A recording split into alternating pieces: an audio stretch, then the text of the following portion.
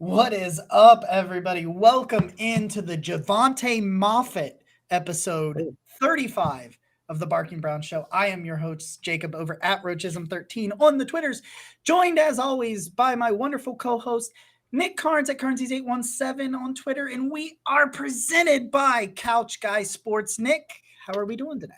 Ooh, that is a loaded question. It is definitely a loaded question. You know what? I feel like it's been a pretty up and down time since the Browns lost. Quick fun story. So my AJ, who has appeared on the show before with us, AJ's wife is not really a sports fan, but we were with AJ, my group of friends and I, for the game, and we're watching it, and we're living the highs and the lows of the game. You know, getting excited, being pissed, and all that fun stuff. And we get to the end of it, and obviously it ends poorly. And she just looks at us and she's just like, "Why do you guys do this to yourselves?" And I'm just like, on that note, I'm going home. I got a story too that actually I think, but first off, right off the top, guys, you ever feel unable to focus, tired, and just low on energy? Well, we understand the feeling here at the Barking Brown Show. So the Breaking Brown Show is brought to you by Couch Guy Sports Network and sponsored by our friends over at Shocked Energy. Shocked Energy is a drink by gamers for gamers. All their flavors packed with 180 milligrams of caffeine to ensure that no matter what you're doing, your focus will be razor sharp to keep you performing at the top of your game. Their formulas are designed to specifically give you high energy boost and when you need it, while ensuring to avoid the jitters from too much caffeine consumption. I have had those jitters and maybe I have them right now. Head over to www.shockedenergy.com and use the promo code CGSN for 10% off your order. Check out their green apple flavored box. Delicious. Or even the watermelon flavored box. Big watermelon guys on this show, I'll tell you that much. And don't worry, they ship worldwide. That's right, worldwide.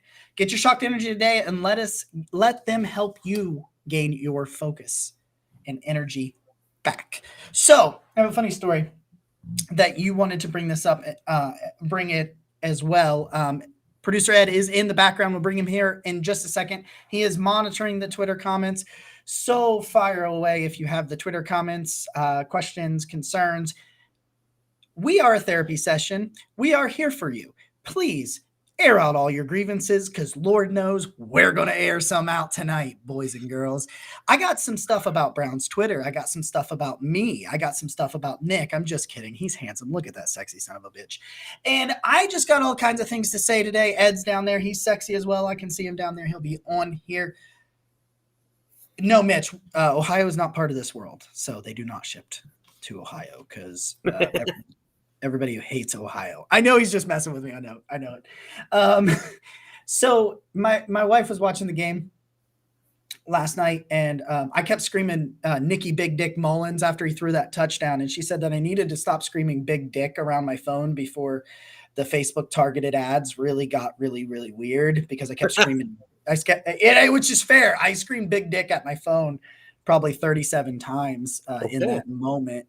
And my favorite moment ever, because she puts up with so much shit, right, from me in my obsession with this sport and this show and my writing at Couch Guy Sports. And Greedy Williams gets that interception, and I'm running around, I'm screaming, me and the dog's celebrating, and she looks at me and she goes, "Listen, explain the rules to me. Can the Browns now go and get more points? Is that what happens? Is it theirs? Can they do the scoring thing again?" And I was so proud of her that she understood that the Browns had now had the football and should have won the game. We'll get into all that stuff, but it was great. So here we are. We are going to bring in our good friend, producer Ed. Ed, what do we got in store for everybody tonight, my friend? Well, we're going to try to cheer them up. That's what we're going to do with a little therapy session. But yeah. I want to know, did you guys hear me screaming Nick Large Male Sex Organ Mullins at any time of the game last night? I did, yeah. Mm-hmm. Because it was being tossed around just a few times? Once or twice. Yeah. I tweeted it. I will admit that I tweeted some vulgarity when it came to Nick Mullins and body parts. Well, you know what? I was having fun for a little while with my friends. My one friend is a large Odell Beckham supporter, and that's a fun little group dynamic. But I started yelling "Free Nick Mullins" because you know what? I looked leading up to the game. I looked at like some Nick Mullins stuff because I'd seen him a little bit in San Francisco, a couple games or whatever. But like I didn't really know anything about him. And the more I looked, it's like this dude threw a lot of touchdowns in college, and it's like, and I'm watching this offense, and I'm just like, this can be so much better than what it is. And so I just started yelling "Free Nick Mullins," and they finally did one of the like signature like play action and boots, and he kind of like tripped, right? Which I don't, but it's like there were so many opportunities. And I know I'm kind of jumping ahead, but I felt so strongly about it. There were so many opportunities to do that, and they should have freed Nick Mullins. They should have freed him. Ed, give us some initial thoughts before we move on. Well, you know what? I got to say, one thing about our backups this year with Keenum, he came in, played well against the Broncos. Nick, large male sex organ Mullins, played well yesterday, deserved the W. But I was kept saying, I was like, chicken nuggets, Mick Mullen, Nick Mullins. We got to get this win, just win, baby. And we almost did. And I think that's what the heartbreaking, this loss was so heartbreaking. But, I think as Browns fans, and we're going to get into this, there is a path to the playoffs. The Browns, of course, the Browns make it more difficult than what it needs to be. But as Browns fans, guess what? We have hearts, gentlemen. And when your heart breaks, at least it means you have a heart. And guess what? We still got a season. We're still going to get this thing kicked off and get going. And I'm monitoring the Twitter comments. Fire them in. Sir Yacht, I see that you joined the party, and we're happy that you're rolling with us tonight. And let's get the show on the road here. All right, Ed, we will check in with you soon, my friend. Yes, sir. All right, guys. So we got a lot to dive in here. Anything you guys want to discuss? Any questions, comments, all that good stuff? Just fire them in the comments. Ed is monitoring the Twitter comments. The Facebook and YouTube comments are my domain, as they usually are. So, Nick, you posted a video last night, and I think this is where we're going to start, just because. Cool. I think you were very passionate about it, right? Yeah. Which I loved. I loved the raw emotion and honesty that you shared in that video. I really did. Just because I could tell that you were doing what we do on this show. You were doing what so many other podcasts do, and you were letting it all out there and making yourself feel better and therapeutic and sharing your thoughts and moving on. And the thing is, you open yourself up to the trolls, which you will always have. It's apparently what you will. And I have them too. Don't get me wrong. I'm just nowhere near the person, I may have brought some of that to me. I may have brought some of them with me. But anyway, I appreciated, like, there's a reason I don't make those videos, is because I think I personally am completely irrational after a loss. Like, completely irrational. Like, that's why before we started our show, I said on one episode of the Blue and Orange Football Podcast way back when that I was going to start going live post every Browns game. And that first Browns game that would have happened after I made that announcement on the podcast, I think was Pittsburgh last year, the first matchup against Pittsburgh. I mean, we were 4-1. We hadn't lost in a month. Yeesh. I was feeling myself, right? And I'm like, I'm going to go live and give y'all some immediate reaction. And then we just get shit canned. And I'm like, I'm not doing that. And you know what? Please, for the people that haven't seen it, let's go over. You don't have to repeat it. Go over some of that stuff and just talk about, let's just talk about the thoughts in the video and the thoughts surrounding you doing it. Well, so you know what? I would like to say that was about 2 hours post game. So, that was like And I didn't even realize that. I basically logged out after the game. I was pretty pissed off. But what I'm saying is that was like, AJ's wife asks us why we do this to ourselves, and I'm like, I hate everything.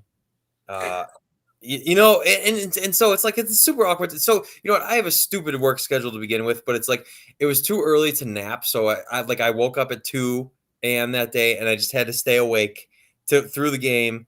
And then it's like I gotta wake up at 2 again the next day. So it's like I'm gonna sleep like 3 hours, and this is on this loss. So I'm just angry that like I've spent all this time and lost all this sleep over them. But anyway, so not get a win. You so many personal things and sacrifices, and yeah. What more valuable thing is there to sacrifice than your sleep? I'm not sure, but it's high up the list. Sleep and time. I say this every week. Once again, I haven't said this. Thank you, everybody out there that have decided once again to give some of our time to you, or some of your time to us. That you do every week. So thank you for all the love and support.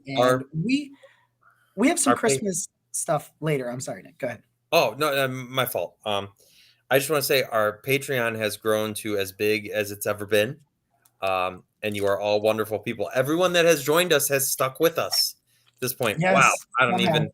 So, I feel like we're coming up on some significant anniversaries at this point, as these shows just keep going on. We're just like, especially, like MC Lawrence and Jess and I'm sure I'm going to,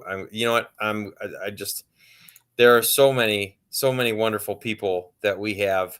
And you know what, I would try to do it from memory, but my brain is not doing very well right now. So I just want to say to MC Lawrence, to Andy, to Roger, to Ross, to Papa Mick, to Tim, to Jess, to Ed, to Ryan, to our wonderful friend Mr. Jiggles, who Joe, but Nick.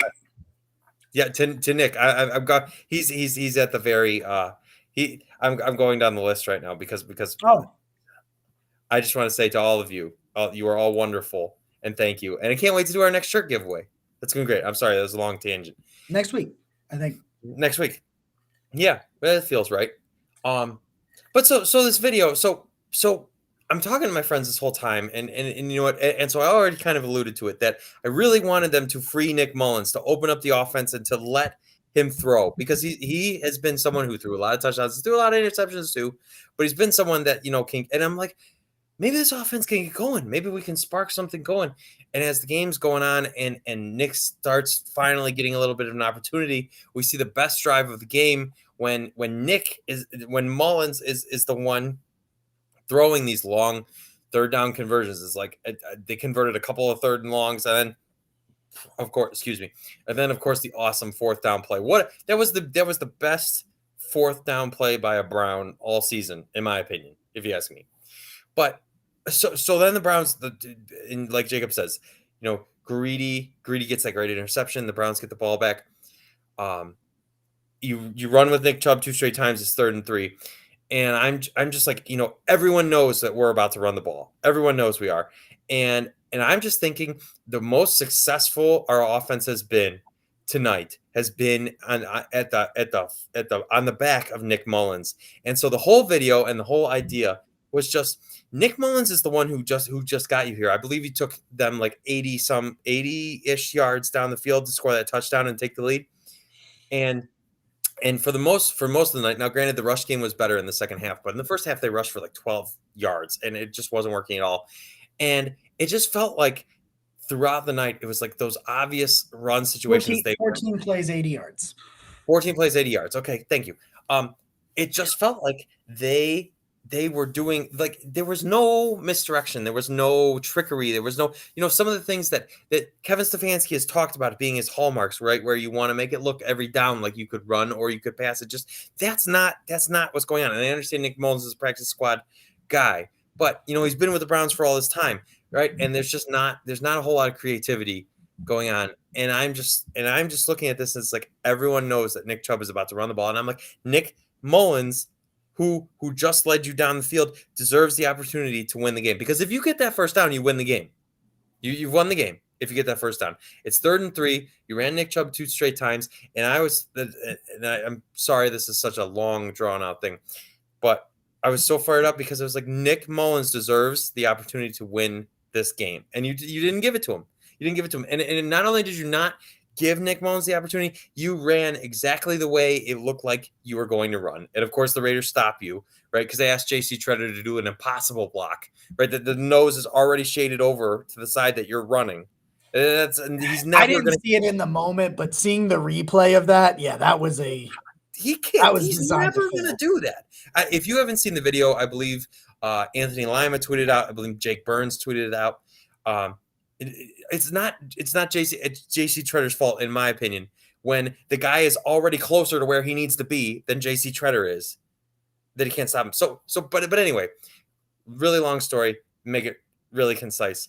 Nick Mullins deserved the opportunity to win it for the Browns. He took the Browns down the field. They got the lead. He deserved the opportunity, and I felt like the Browns were just playing.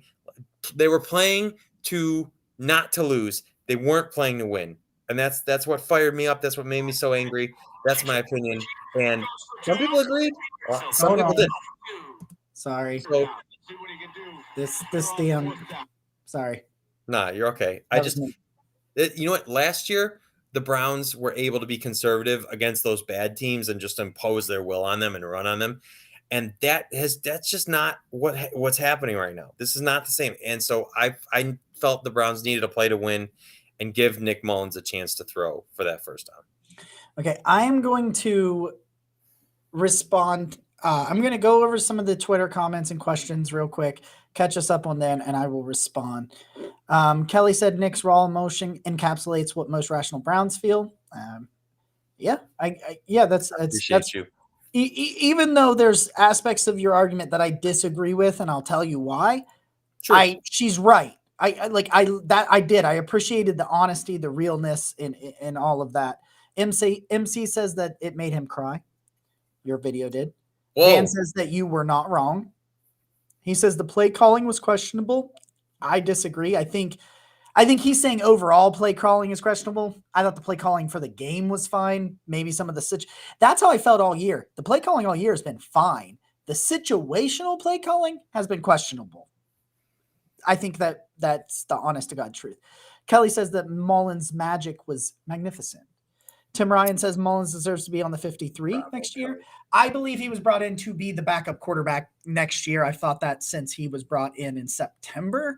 I know Pete Smith has talked about that. It makes sense. You bring in a guy that's familiar with the system because he played in Shanahan's system out in San Francisco. He comes in and gets a year on the practice squad. You hope that he doesn't get poached the year that he's on the practice squad, and then you which is kind of what they did with Kyle Lauletta. They kind of groomed Kyle Lauletta on the practice squad last year, and then he just had a really good camp.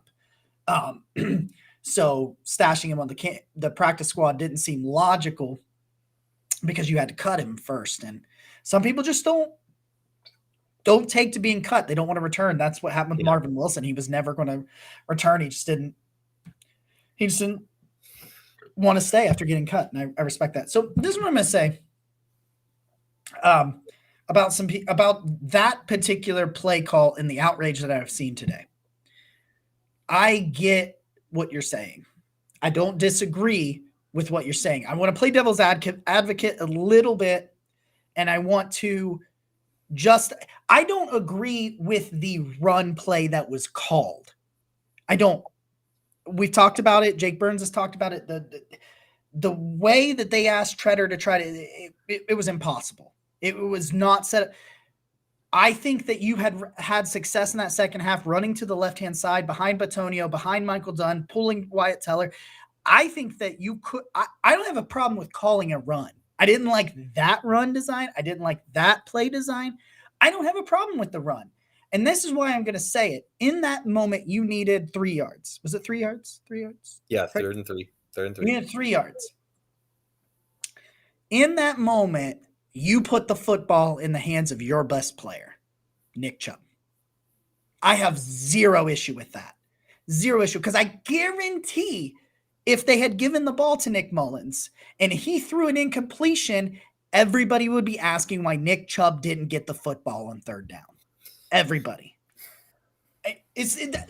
I'm playing devil's advocate, and I'm saying I'm trying to give you what I think is the coach's perspective. Like Nick Chubb finishes with 91 yards, 4.0 yards per carry in a game where he started out where most of the first half he had less than 3 yards a carry, right? Yeah. He was starting to feel it. I don't like the play design. I don't care about the play call. Like I didn't like the play design or the specifics. I had no problem running the football there because I think you put the ball in the hands of your best player. However, if you're going to do that, why would you run it to a side where you hadn't even gotten 2 yards a carry for the night? Oh, like God. That's where I have my issue here. Like, Yeah. So what I'm saying is I don't completely disagree with you because you make valid points, because I'm going to tell you right now, if you had run that motion and you'd done one of those, because we did it earlier and they did it to us, where the line gets moving this way and the tight end leaks out right there, and you just boot back and you just do one of them dumps, it's 5, 6, 7 yards just about any time. And so if that was where you went, I probably like that play more. I'm probably with you on that I like that play more. I have no problem putting the ball in 24's hands. That was where you really could have used 27 leaking out of the backfield, is in that play, in that situation, to seal the game. Seriously. I'm right. Like that is that is Kareem Hunt time. Or that's when you get in the shotgun, you're like, what are we going to do? What are we going to do? Boom, Kareem Hunt power run out of the shotgun and it gets the first down. So I see this, and it's going to build onto this bigger thing. That particular play, that specific play call, I hated it. I didn't hate the idea, and I don't hate putting it in the hands of your best player on offense. I just, you know what, and I get that. Nick Chubb is your best player.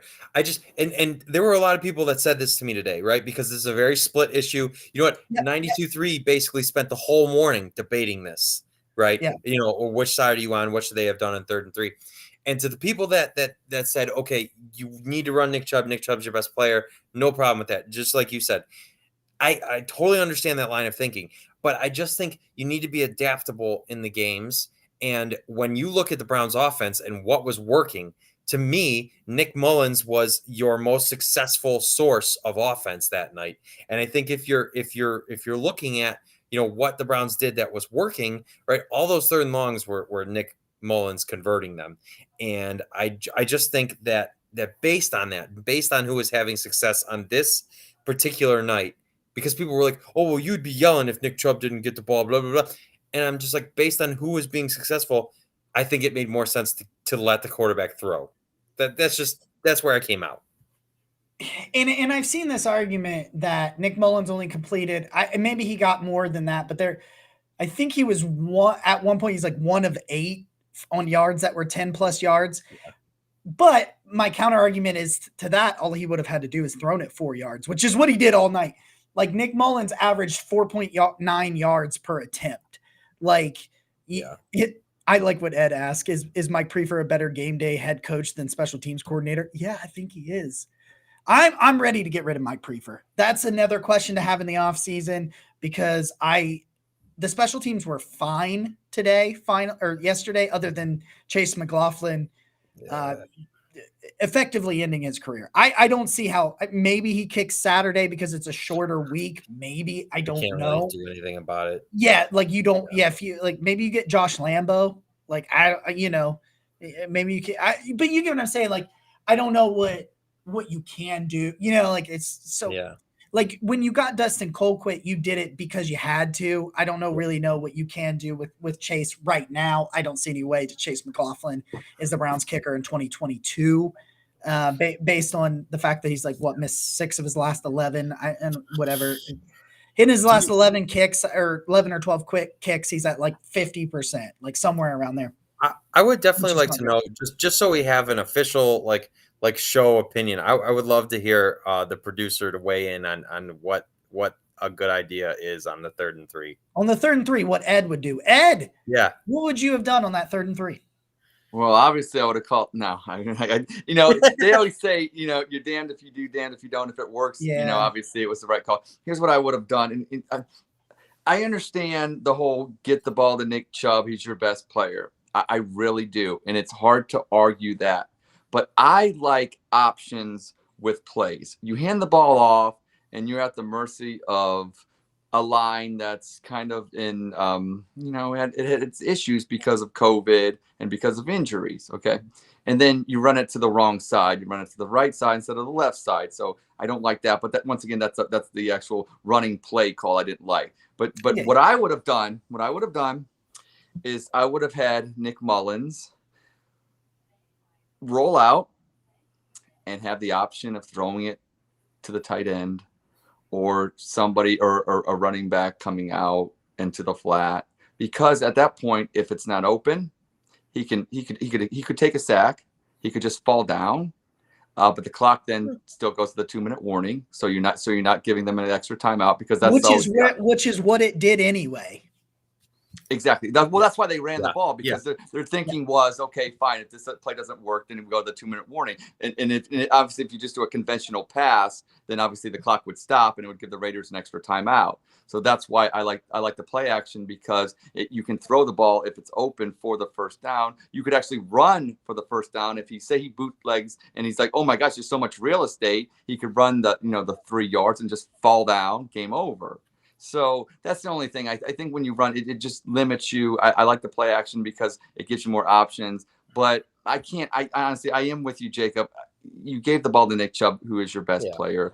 You're going to live or die with that. If you can't get the 3 yards, you didn't deserve to win the game. And I understand that argument as well. I just didn't like the run call. Okay, if you're going to, the actual play, I didn't like the play. So I'm with you there. But to Nick's point about the whole, Nick Mullins, in some regards, you're kind of right. It's kind of like Nick Mullins deserved to go Cleveland legend. Now, what was that picture that we had against the Blue Jays in the ALCS? Ryan, whatever his name was, and then people bought the registry for him that he was getting married, and people, what I'm saying. So I kind of felt like Nick Mullins deserved to go somewhat Cleveland legend. And I was buying his jersey, man. I was going to buy his jersey so he could get the royalties. Not because I was going to make a quarterback controversy. He threw for 147 yards. Yeah. But because I was like, you're getting something out of this. That's what I was going to do. He deserves to be our backup. He does, right. To your point, Baker Mayfield has a cannon.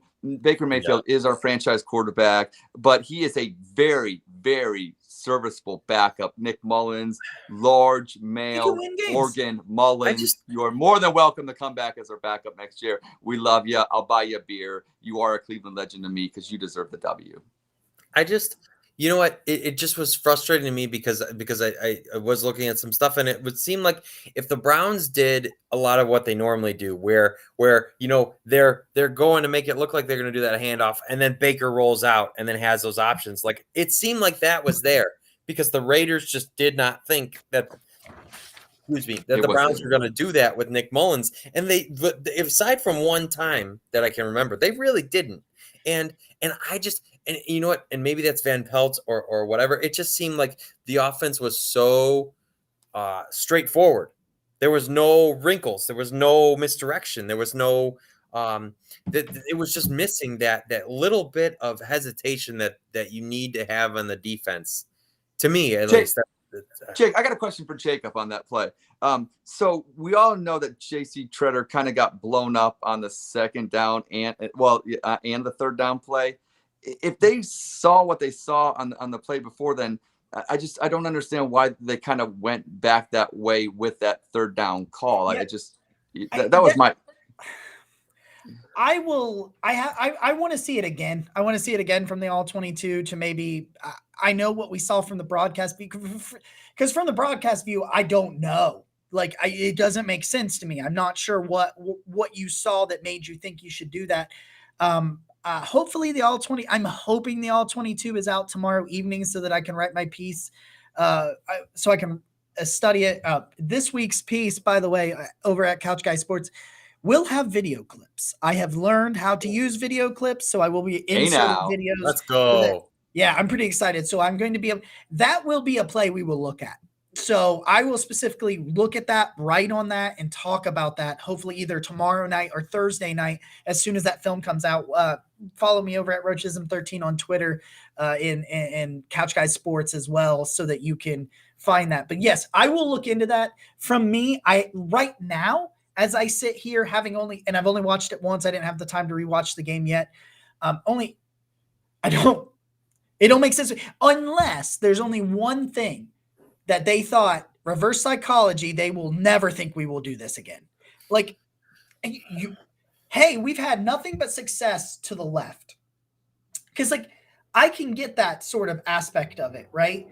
I'm not like 100% positive, but I can get the aspect of it, of the idea that you sit there and you think, hey, what has made the most sense for me currently has been running to the left. That's where they had all their success. There was a breakdown. I don't have it in front of me what the stats were, the breakdown between the left, middle, and right. But that's where you were having your success, right? That's where Nick Chubb had his 24-yarder. That's where Nick Chubb had his touchdown. Yep. He did have a touchdown to the right that was called back on a holding call. Yes. That there was a successful run that would have boosted the right, running to the right statistics had that not been called back, and it was a hold. It was. I want to give Prefer credit and Alex Van Pelt some credit because a lot of blame on Stefanski this year is him been prematurely abandoning the run. And in that first half, I know that was 4 consecutive series of punt, basically, because the run game wasn't there. But I give them credit. They stuck with the run, and it's like they're giving body, like a boxer giving body blows. And then all of a sudden, the floodgates opened up and things started happening. So I do give them credit for sticking with that, especially with Nick Mullins, because it's great. He's a third string with limited reps. So I thought the game plan, honestly, was great. And honestly, if we win the game, we're not talking the way that we are. If that 3rd and 3 works, we're praising everybody in Berea right now. And it's kind of sad that it did come down to that play. But I'm more upset about that when we didn't tackle that guy, the tight end, and he got out of bounds. Question about that. Let me ask you a question about that, because this is what I saw, and I'm not trying to make excuses because you need to make the play, absolutely. But I want to get your both of your thoughts on this, because my brother, he didn't have the game, so I was actually giving him a play-by-play of that final drive on the phone, and I was trying. Do you remember? So you guys remember? I can't think of Pitt's quarterback's name off the top of my head. Right now. Kenny Pickett. Kenny Pickett.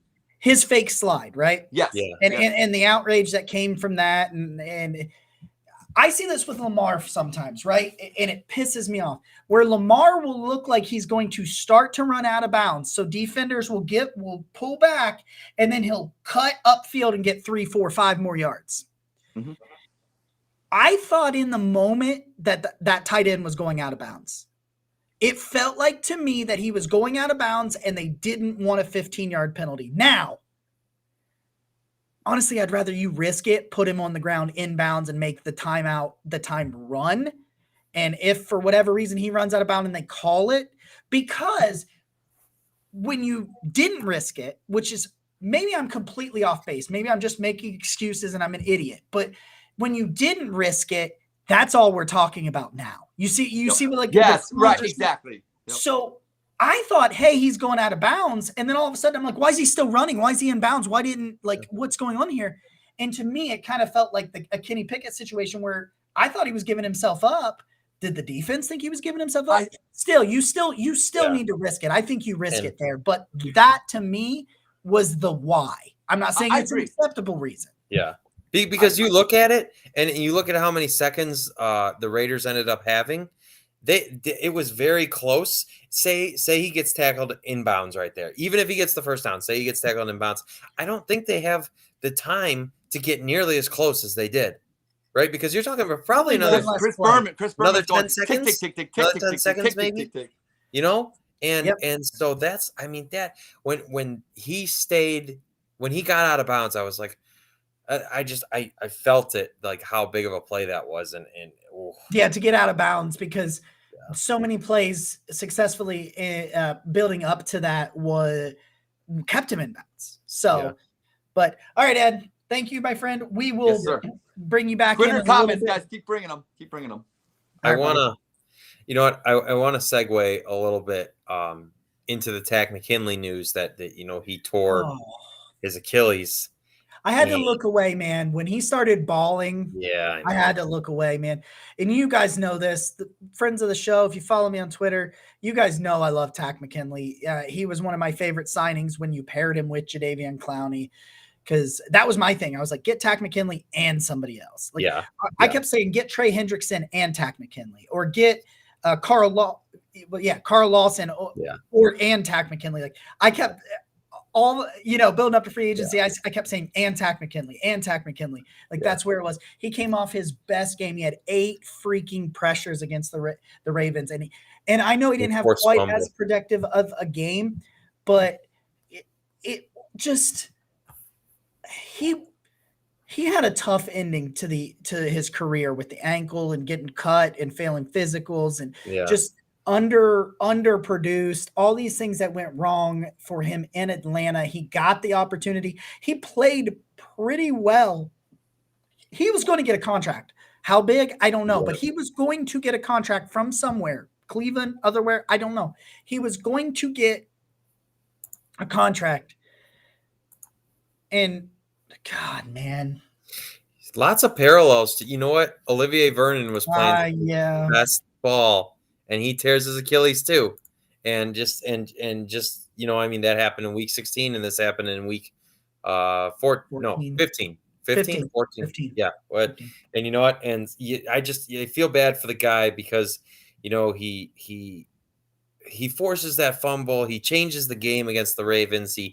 And you know what? He obviously was struggling with something to begin the year, and he battles back from it. And Jadeveon Clowney's out, and Tack's there to help us, and to just, he's working his butt off. And so, I hope that's a hell of an injury to come back from.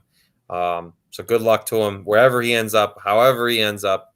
I thought about doing a tweet about him and his injury. I don't know. I made this tweet about Conklin when Jack went down. Yeah. And I'll do the same thing. I'll say the same thing about Takk, man. I'm sick. Yeah. And I think that about Chris Godwin. He tore his ACL this weekend. Just especially God, this late in the season to have these Chris Godwin was on the franchise tag. Takk McKinley's on a 1-year deal. Yeah. Olivier Vernon is over 30 and was on the last year of his deal when the injury happened. You know what I mean? Yeah. Chris Godwin is phenomenal. And no matter where it was going to be, he was going to get paid. He'll still get paid. But Chris Godwin's probably not – Chris Godwin's not going to start the season wherever he goes unless he's some kind of – he can't.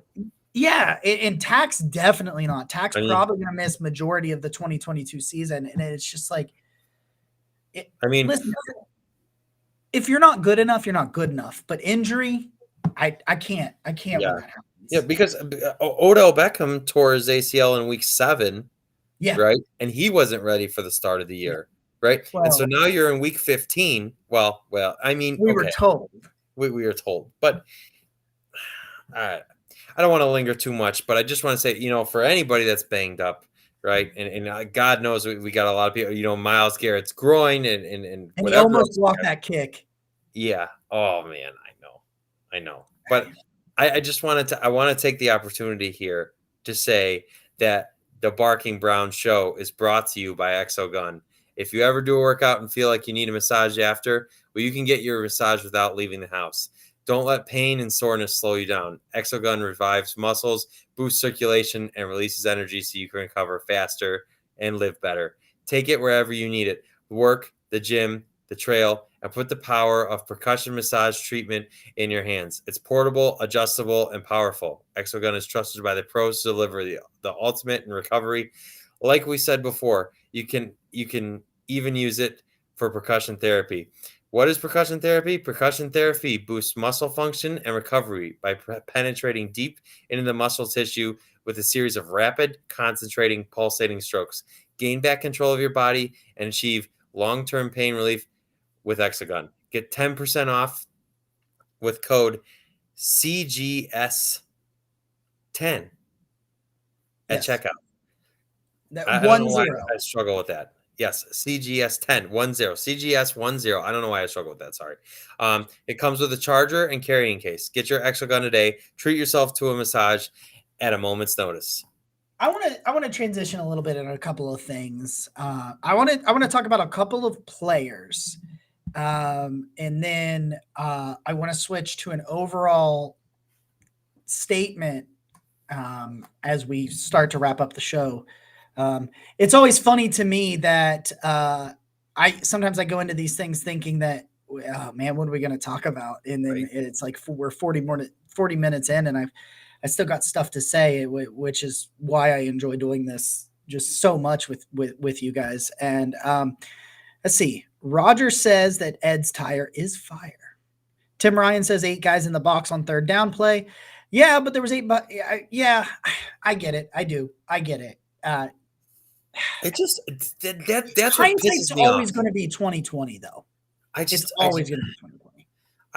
If you were regularly able to impose your will on teams during the season, then fine, right? And now you've got and so the one guy thought I was calling out Joel Bitonio today because of my video. My point was you moved Joel Bitonio, you moved one of the best guards in football to tackle. What if that doesn't tell you what dire straits your offensive line is in? That I don't know what does. Yeah, you know. That's he all. He might be an all-pro. This may be his best hats season. off to the guy. Oh my God. We're going to get there. We're going to get there. Top 5 reasons to be thankful from Ed. No Johnny Manziel. Right. Orange pants. Yeah. All right. Last year of Ben. Oh, yeah. Well, yeah. Great fans, still mathematically alive. All right. I want to talk. There's a couple of things I want to get to still, not a ton of time. So I don't want to dwell on too many things right now. Joe Bitonio was phenomenal. Like, finishes with a 91.5 grade from PFF at left tackle. He hasn't played left tackle in like 8 years, except for in practice. What the hell, Joel? Have you been holding back on us that you're the greatest of all time? I'm not going to overreact. We just said this, you were having potentially an all-pro season at left guard, and then you bumped over to the left tackle and had an all-pro game. Like, you know what I mean? Like, that was one of the better that's the best left tackle performance in Cleveland this year. And you're not the left tackle. I listened to Joe Thomas talk about his performance today, and he was talking Joel up before the game. And and so they played back his audio, and Joe was reacting, and Joe's like, not even I thought, Joel was going to be that good. Like, I thought he was going to be good, but he was near Joe Thomas said Joel was near perfect. And I was like, well, that's pretty high praise coming from one of the best to do it. So it was pretty cool to, I kind of laughed about it, and I thought, because listen to this. So I told you before the game, I said, listen, they might think that if he bunts out the left tackle and he's serviceable, that's what I kept using the word, serviceable. Yeah. If Dunn is serviceable, and then Hance has been better and serviceable at right tackle than he has anywhere near left tackle. And I told you, I said, I think they like the idea better of 3 guys being serviceable as opposed to 1 guy being awful at left tackle. I told you that. Michael Dunn finishes with a 72 at left guard. Yeah, okay. The only offensive lineman that graded better than him, J.C. Treader and Joel Bitonio, right? And then Blake Hance, 68. That's better than Wyatt Teller yesterday. Right? So, yeah. Wyatt Teller had a little bit of a struggle in the run game. I think, I don't know that if he was fully asymptomatic, but it kind of looked like as the game kind of wore on, that like Wyatt Teller was a little bit more gassed than I think we're accustomed to see Wyatt Teller. I don't know. He didn't maybe he had symptoms, or maybe it was just practice, or maybe it was just one of those games. It just wasn't, It wasn't the best performance out of Wyatt Teller. I love Wyatt Teller. It just wasn't his best performance. That's fine. That shit happens. I'm not worried about it. But my point is, that was outstanding. Like, I look at this game, and this is what I want to say. I do want to say the difference between Joe and Joel at left tackle is the same difference between the alphabet and Christmas alphabet. Noel. Thank you, Ed. Thank you for that amazing joke. So that's great. There's a lot of these people that are angry on Twitter. I didn't really want to go into this. People are angry that people are okay with what happened yesterday.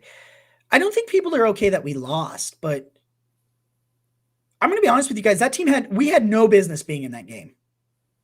You're down 18 players. You're down 18 freaking players. 10 of them were starters, including your top 2 quarterbacks. You're practicing with a practice squad quarterback who had 1 day of practice as the guy, because Case practiced all week. It's one thing if Case and Baker had been ruled out at the beginning of the week and Nick Mullins had practiced all week. No, you're talking about and my wife said, "I'm sorry, you have what string quarterback out there?" And he's a third. She goes, "What?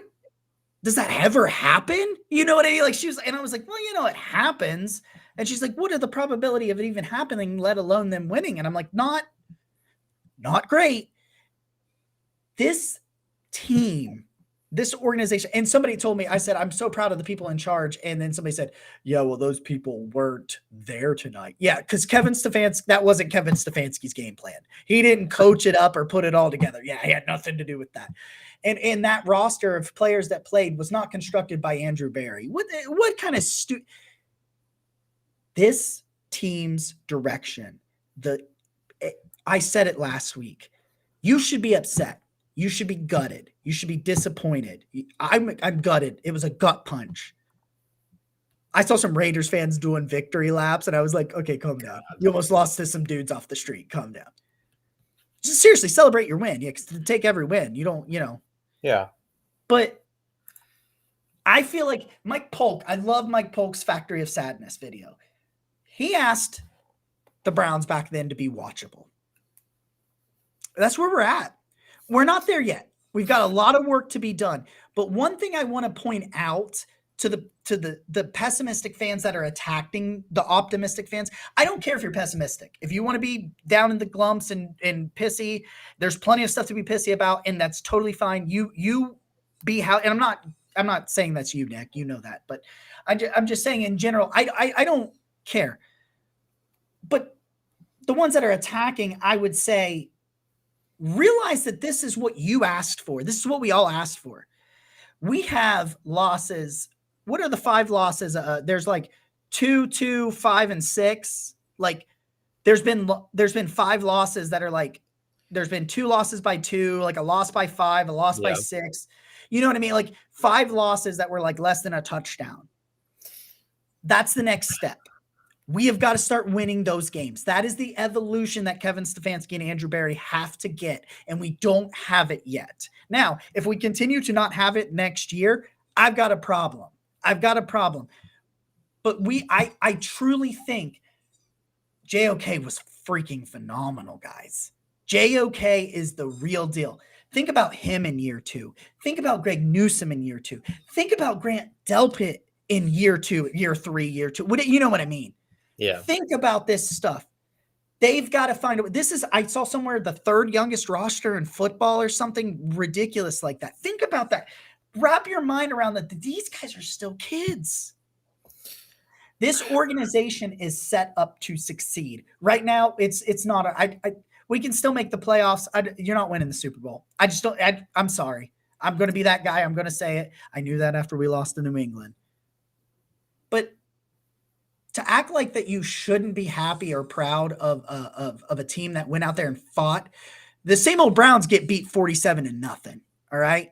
The same old Browns get beat 47-0. You lost on a last second kick. We're getting there, guys. We're not there yet. And it sucks, but we're getting there. I'm glad that they battled as much as they did, but I want to take away that game for a second. When you start to look at the season as a whole now and evaluate it,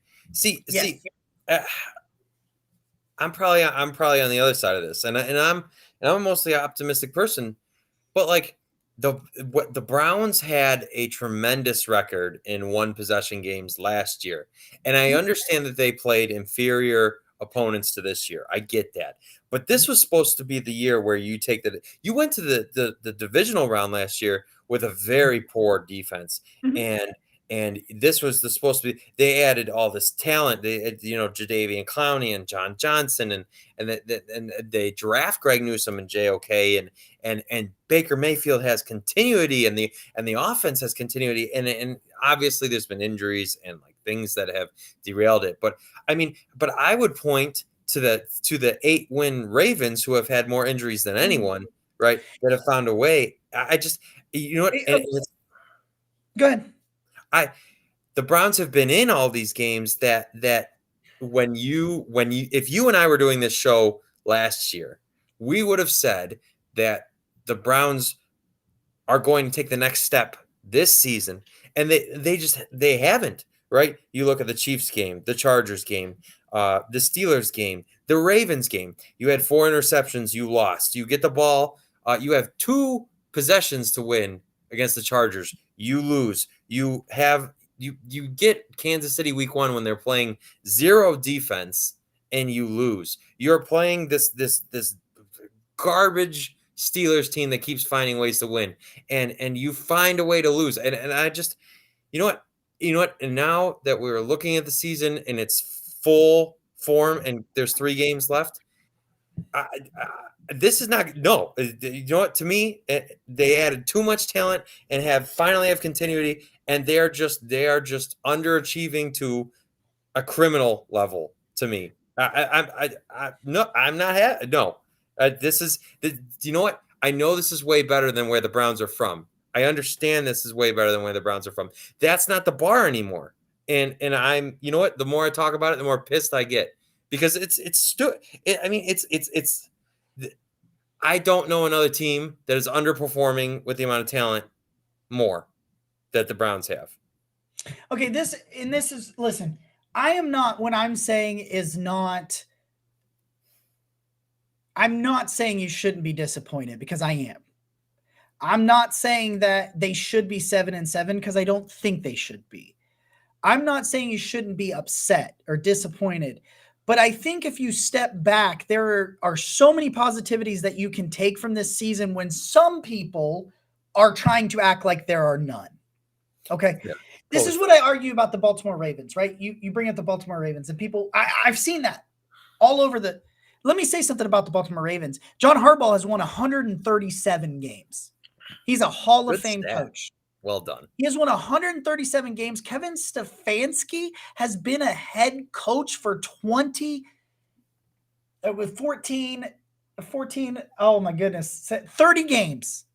Kevin Stefanski has coached 30 games. John Harbaugh has won 137. One of these things isn't like the other, right? No. So that's where my point comes. This is what I'm getting at. They have built that culture. They have won. They have developed players year after year, from Ozzie Newsome to Eric DeCosta. We're not there. We're not there. Well, I think this is the beginning of how you get there. And I get it. It feels like a step back, because it probably is. I get that.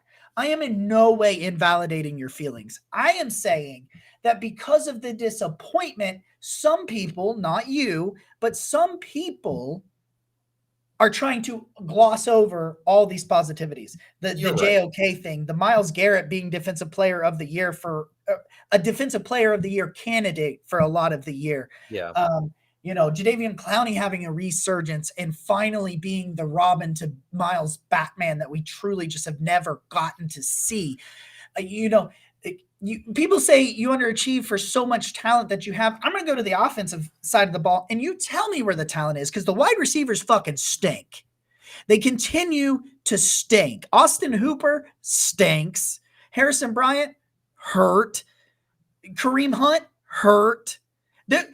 There's your most talent right there. Your best players, David Njoku, who's had to have COVID and miss a game. That's disappointing. Your quarterback has been hurt. I don't want to get into the quarterback stuff, but we know he is at least better than what he's showing. You can argue he is or isn't a franchise quarterback, but I think everybody agrees is he is better than what he is showing if he was healthy. Yeah. Okay. So I've got an average quarterback for whatever reason. That is who he has been this year, an average at best quarterback. One of my best players, you know who the best player for the first month of the season was? It was Kareem Hunt. Yeah. And he has that's missed fair. more games than he has played. Nick Chubb has missed time. And we're talking about underachieving. Yeah, sure. But all of that talent has not been there. The wide receivers, I can't stop telling you how much the wide receivers stink. We all hate Austin Hooper. We do. I love him in the run game. I think the dude gets nasty and he blocks, and I just wish he was more consistent, but the son of a bitch is always falling down. Yeah. So my point becomes, you fixed the defense and you didn't realize that the offense was unsustainable because dudes were playing out of their typical role, right? Like Rashard Higgins went back to just being a dude. He was on pace if he had played the whole season to basically be a 1,200-yard guy. Yeah. What's he got? Like 20 catches. Jarvis just, the dude's battled. He's just not been healthy for really any of the year, and he's getting older. You put all your eggs in Odell Beckham. He didn't want to be here. We couldn't make it work. He moved on. You're right. You're right. You're right too. It should be better. There's positives to build on. There's definitely positives to build on, and there's no doubt about that. And you know what? When you start to look at it, and when you talk to me about it like that, the Browns definitely have, I would say, more than the average NFL injuries. So that's fair, right? And we love our word culture. We love our word culture. That is the difference between the Browns injuries and the Ravens culture. It's just it's continuity. Well, yeah. I mean, the Ravens. You know what? It's amazing how the Ravens and the Steelers are this up close and personal example of two teams. That's why we hate them so much. That's why we hate them so much. If their names weren't Pittsburgh or Baltimore, they'd probably both have like 3 less wins. And for whatever reason, they just keep winning games. They won't die. Coaches. It's so I don't think anything of Mike Tomlin, and I know people hate me for that. That's fine. No, I know. I don't think anything. But Jim. No, it's Jim. John. John. I always confuse the two. I just checked for the record because I didn't want to say it either. I was pretty sure it was Don. It's just, you know what? It's amazing. We sat here, and if you go back and look at our shows, which you know what, I think would be kind of a fun little experiment to go back and look at our shows to how we felt about the team entering the season. Because, woo boy, man, we just thought we had this wide receiver room that was on par with anybody and everybody. And look at us now. What happened? That's my worst take. God. My worst take was combined both that OBJ was going to ball in Cleveland and that so were the other guys. You know what? I got a bone to pick. I got a bone to pick because no, not with you. That's fine. I just wondered. The Browns are playing down all these people, like you mentioned. Mm-hmm. Their margin for error is near 0, and Donovan Peoples-Jones couldn't catch a cold in the first half. For whatever reason, just like claying off his hands, just and you know what? And the one that sucks, and I know it's not all his fault because he got the ball batted out of his hands. Like he catches it. Yeah, but you gotta protect the ball. But Nick Mullins on the back end of that play, if you go back and look at that replay, Nick Mullins stands in there and gets lit up to deliver that ball. And, you know, everyone's like, oh, Nick Mullins couldn't complete anything long. Yeah, because his receivers wouldn't help him. It's so frustrating. The first half, his receivers were everything that I've told you they were. Stank. So frustrating. I'm going to give DPJ some credit because he redeemed himself in that second half. That snag on third down was that was the DPJ that we want. It's just the kid's 22. He's still 22. And you have a guy that is still a developmental receiver being your wide receiver 1, and that's a problem. A prominent Browns Twitter person called out Donovan Peoples-Jones today, and Greg Newsome saw it and fired back about it, and to which that tweet was quickly deleted. And I'm glad because you know what? Like I am upset, you know, with Donovan Peoples-Jones' first half performance. We got to stop personally attacking players. That doesn't mean, yeah. Like when I just said that about Donovan Peoples-Jones, I said that he was dropping passes. I didn't say he's a schmuck or he's garbage, or he doesn't deserve a job, or anything like that. You know what I'm saying?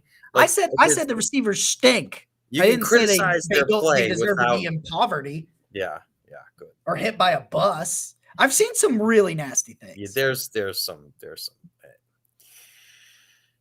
You know what? And you kind of talked me off the ledge a little bit. I'm super. You know what? It's starting to boil over, and I think that was like the first video I've ever done of just like rant, and it's hard. They're It's nice. hard to be nuanced. They're nice. I'm pissed off. You know what? I was so excited. And I apologize for anybody that thinks that what I've said tonight is me telling you not to be upset. You should be upset. You should be upset. But I'm here to tell you that while I am upset about this year, I'm not upset about 2022 and 2023 and 2024 because in the past, I was not only upset about 2017, but I was like, yep, 2018 is going to be a long year too.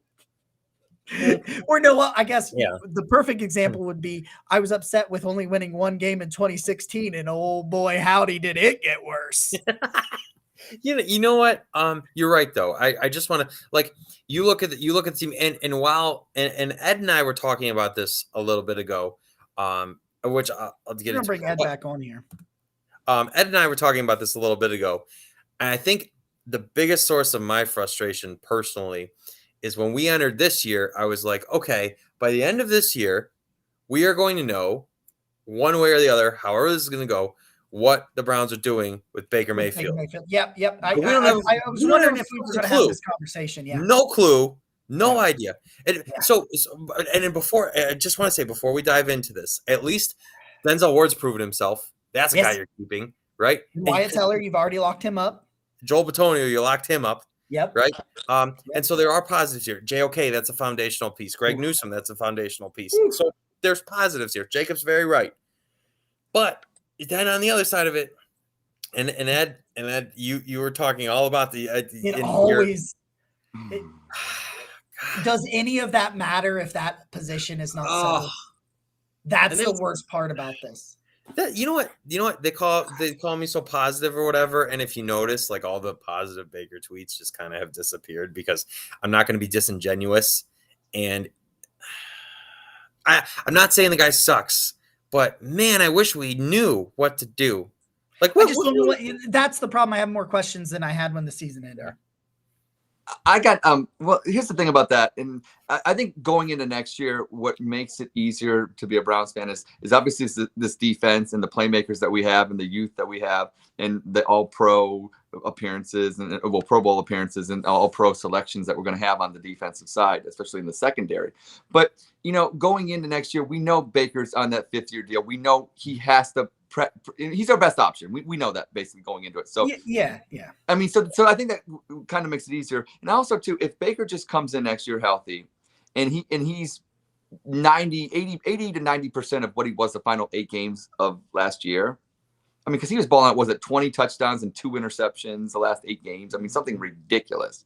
If he puts up 15 touchdowns and only 4 interceptions or whatever like that, he's still our best choice moving forward. Yeah, because he was efficient last year. He didn't put up naughty numbers. Exactly. In the Stefanski offense, it's about efficiency. Yeah. If you look at Kirk Cousins' numbers, basically what Stefanski quarterbacks average, 25 to 30 touchdowns every year and around 8 to 10 interceptions. If you can get that from Baker Mayfield, and believe me, Baker Mayfield is more than talented than Kirk Cousins is, and believe me, he can handle the Stefanski system as what we saw last year. I think this year is what, to Jacob's point, and this is the best point, the wide receivers stink, and they stink not they stink so bad that it kind of skewed everything, and with Baker's injuries, and it was a snowball effect. It was a snowball effect, and I know for a fact, honestly, that going into next year, that I do believe that they do have faith in Baker, because having faith in Baker is having faith in Stefanski in the system. Mm-hmm. And honestly, if you have faith in Stefanski in the system, you got to have faith in Baker because he's better than Kirk Cousins. And not only that, too, you saw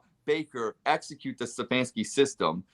20 touchdowns, 2 interceptions. You project that over a 16-game season. That is way better than the Kirk Cousins 25 to 30 touchdowns. And so that alone, I think analytics will drive you back to Baker. As much as we want to say analytics is some of the factors that drives us crazy, analytics, honestly, with all this emotion, because Baker is a very polarizing figure. But the one thing I can honestly say about the people in Berea that trust analytics, maybe to a fault sometimes at our emotional expense, it's going to drive us back to Baker. And honestly, with what Jacob was talking about and how young this team is, that's going to drive us to the Super Bowl. I really believe going forward. Now, I will say one thing. Entertainment is how you perceive it and how you value it. And to Nick's point, I don't want to undervalue what you said, Nick, because you're absolutely right. We should be pissed off as Browns fans because this season has been a major disappointment. Yes. But looking at, the glass half full, it is so hard not to fall back in love with the Cleveland Browns and what Berea is doing. Especially, and that's what I'm like a Garrett Wilson. Yeah. And I'm sorry if I jumped you, Jacob. I'm sorry. No. It wasn't directed to you. I'm sorry. No, but if we get to the offseason, guys, what if you get you a Garrett Wilson? Please. What if you get you a Jameson Williams or a Treylon? Sexy now. You're talking sexy. Or even I like Drake London a lot. Like, or even if some other like a defensive like edge rusher just falls and you wait till the second round, might I interest you in a David Bell? I might be interested. And I know some people are going to be like, well, will it ever work because you couldn't make it work with Odell? I don't know. But I'm going to tell you right now that if Garrett Wilson was in this, like last night was so painful in the first half because Nick Mullins needed to be helped. Yeah. And he wasn't. Nope. Especially when he settled in. The whole offense settled in. Especially, I mean, you saw that drive that should have ended in points at the end of the first half. Also, props to the episode namesake, Mr. Javonte Moffett, I thought had a very good game for a dude like that. He's just hung around on the practice squad. That I'm telling you, that was one of the prettiest open field tackles when he played Derek Carr. That was okay. I said, okay, Javonte, I see you there, man. There was so many people that got the shot that they would never have gotten in a non-COVID world, which is crazy because COVID is this awful disease or virus, and I fuck COVID. But like, question for you too. I got a question for you too. If that's not Moffitt making that tackle, and say we insert a player named I don't know, Mac Wilson, does Derek Carr score? Yeah, Derek Carr probably. Mac Wilson is the king of being juked by unathletic white guys. Anyway, no, I like Mac. I'm just messing with him. We're sorry. Beautiful baby too, by the way, Mac. Yes, absolutely. It was a joke. But the thing is, how many times? Let me say this. Would Andrew Sendejo have made that tackle?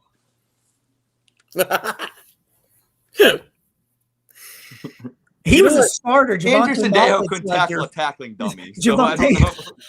Javante's like your like seventh string safety. Andrew Sendejo was your first. You know what? I was listening. He was not having a terrible year in Indianapolis, might I say. Mm-hmm. I was listening to 92.3 today, and they had Aditi Kikabala on. And, Ken and Anthony are really mad because the callers are all mad and everybody's mad. And, they pulled a Sean who on Twitter today was like, the Browns are never, ever beating the Packers. In his words, someone asked if they could if Baker Mayfield could beat the Packers, and he said, fuck no. So thanks for that, Sean. We all, that's helpful for everyone. But thanks, Sean. But anyway, Andrew Sendejo, 62 overall grade this year. Hey, that's not bad.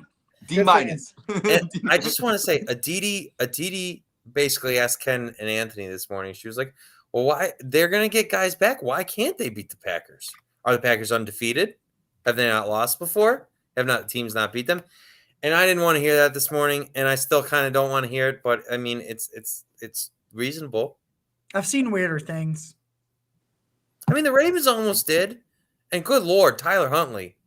I don't know. Good for Tyler Huntley, man. Yeah, good for him. You know what? Not so many people yelling about the Browns defense struggling with Tyler Huntley when it happens to the Packers, huh? I'm just saying. Just saying. I'm just saying. Nick's just saying. Hey. Hey. I have one last question for both of you. So we have 3 games left. Uh-huh. I want to know one thing. If you could pick one thing that you want to see from this Browns team, I don't care if it's one player, a group, a coach, or whatever. You get one thing. What do you want to see over the last 3 games? 3 wins. Okay. Well, that is. Yep. I want to see 3 wins. Hey, you're getting your guys back. If they come back, off the COVID list, and we get most of our guys back, and if Baker's the starter the next 3 games, I want 3 wins, and I think all Browns fans should want that, especially on Christmas Day in Green Bay. Yeah. You know what? Because you said that, I won't say that, but this is what I'll say. Offensive consistency. Nice. That'll get us 3 wins. I think if we get, that's been lacking all year. If we get the defense is balling out. If we get the offensive consistency, especially the last couple games, we would have won. I think like 16.8 is what the Browns have averaged in the 4 games since the loss to the Patriots defensively. The problem is they've averaged 15.2 scoring. Wow. So I saw that. I don't know if that's statistics. No, you're right, Jake. I know you're right about the 16.8. Yeah. So, and we It's know like that they're obviously averaging 15 something. Yeah. You know what? The defense is putting up good numbers. The offense just they don't get no help. The defense is getting no help. I'm tempted to talk about Baker Mayfield, but we've talked about Baker Mayfield a lot, so I want to go in a little bit of a different direction. Here's why I don't want to talk about Baker Mayfield. I don't like this game being about Baker Mayfield because he didn't play. Yeah. No, I agree. For some of the conversations I've heard on Twitter today, it seems silly to me. He missed a lot of tackles, Baker. Yeah. So for do you want missed tackles numbers from this game? Because I've got them. Yeah. I just real quickly, I want to give you the thing I'm looking for. I would love to see I would love to see some of our young players, whether it's Jordan Elliott or Tommy Togiai or Demetric Felton or Tommy T with a half a sack. OHIO. Let's see those young guys that are going to be our future, as Jacob so wonderfully alluded to. Let's see some of those guys shine a little bit. OHIO. Yeah. All day. 12 missed tackles. Yikes. Baker? Come on, Baker. Including Greedy. I love Greedy. Greedy had a great Greedy missed 60% of his tackles. Oh no, Greedy. Yikes. They routinely make Josh Jacobs look way better than he is. Yeah. Oh. Routinely. Yeah. Oh my God. It's bullshit. Jake Burns tweeted at some point, this looks eerily similar to last year's game in Cleveland against the Raiders. And I was like, I know. I wanted to argue, but I was like, no, he's right. You know, when because I'm this guy that I'll be honest and I'll tweet some negative stuff out. But then when people become really negative in my comments, I'll try to defend them. I'll be like, well, I don't know if I would go that far because that's just who I am. I'm a Browns apologist, and I'm like, but last night I was just like, yeah, I know, damn. I just want to say that it's Christmas. I think we're at a good stopping. If anybody wants to, I think we're at a good stopping point. So I want to say this, and we'll do a little bit rounds here. It's Christmas. I'm thankful for the Cleveland Browns. I'm thankful for what the Cleveland Browns have brought into my life. The 2 people on the screen here, Andy Manchin, Roger First, Rosh Schreiber. Is it Schreiber? Schreiber, right? That's Rosh's lot. I thought there was an N in there for some reason. I was going to call him Schreibner, and I knew he'd be pissed. I was like, I just want to make sure for Ross, Tim in our group chat, Ryan over on the Patreon, Jess, wonderful Jess, and she's just such a kind-hearted person. Roger is grumpy, but I love him. I'm just kidding. I love you. And Ed and Nick and Joe, our friend Joe, Mr. Jiggles. I love Joe because Joe, he's me amplified. Like if a bad play happens, he'll text me and he'll just be like, turn the game off. But he'll text me later and he'll be like, okay, I turned it back on. You know what I was like? Yeah. But I always love the game day conversations that we have. Mitch, Kyle Pringle making the drive up there, our good friend Zach Martin in the comments, Cancel Anime, always in the comments talking with us, True Dog, Slim Dog. I can go on and on. I love all of you guys, and I love what the Cleveland Browns have been able to bring you guys into my life and the smiles that we share here, and the smiles we share in the group chat. Please know that if I've ever tweeted to you, like I know I use this phrase, but I'll be like, I'll say something and I'll put my friend on the end of it. If I've ever tweeted my friend to you, the Warden over on Twitter, we have some good conversations in the DMs. If I have ever called you my friend, it's not just a phrase. I enjoy all the conversations. There's a few people that I think we disagree quite. I have several people that I think we disagree opinion-wise more than we agree, but it's not combative. It's respectful and it's fun. And I love being challenged. Like I love Ed coming in here and saying, why in the hell did they run that play? What did they see? What could have been on there? I loved that. And I'm looking forward to, I promise that play will be specifically addressed in my all 22 review on Couch Guy Sports. I will cut it up. I will talk about it. We will get into it. If there are plays that you guys want me to talk about, specific plays down the diffs, name the play, because the way the all 22 is broke up, it's broke up play by play. It is not hard for me to find a specific play if you can give me the down and distance and roughly where the clock was when it happened, 8 minutes of the fourth or whatever it might be. And just give me a rough estimate. I'll go through those. I know there's more people. There's more people that I'm missing in our little group chats, and I'm going to bring them up because I want to make sure that I talk, Papa Mick, why I couldn't remember Papa Mick, and Colin, Troy, Mike in the 330, Mick in Australia, John Hilberry, Ashley, our good friend Ashley. She's great. She's wonderful.